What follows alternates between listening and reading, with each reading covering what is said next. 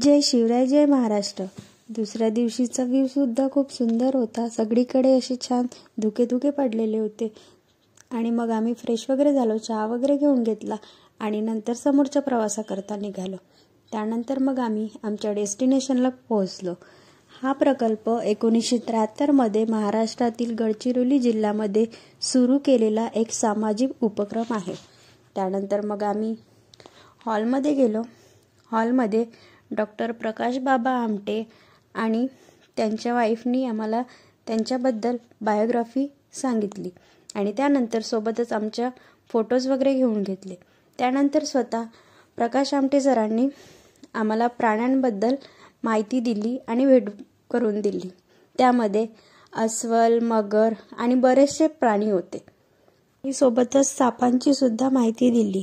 हा प्रकल्प प्रामुख्याने मांडिया गोंड आदिवासी समुदायाच्या आरोग्याचा आणि शिक्षणाच्या गरजा पूर्ण करण्यासाठी काम करतो, ज्यामध्ये मोफत वैद्यकीय सेवा, शैक्षणिक सुविधा आणि वन्यजीवांचे संरक्षण यासारख्या उपक्रमांचा समावेश आहे।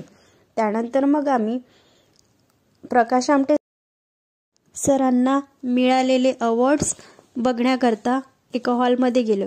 तिथे बरेच त्यांना अवॉर्ड मिळालेले होते। त्याचबरोबर बऱ्याच लोकांनी त्यांना गिफ्ट दिलेले, म्हणजेच त्यांचे स्वतःचे फोटोज वगैरे दिलेले होते। ते सगळे बघून घेतले आणि त्यानंतर मग आम्ही समोरच्या प्रवासाकरता निघालो, म्हणजे परत येण्याकरता निघालो।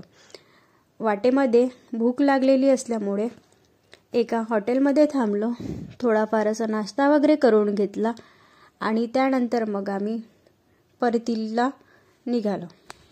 परत येताना मग चिचपल्लीमध्ये मारुतीचं दर्शन घेण्याकरता थांबलो।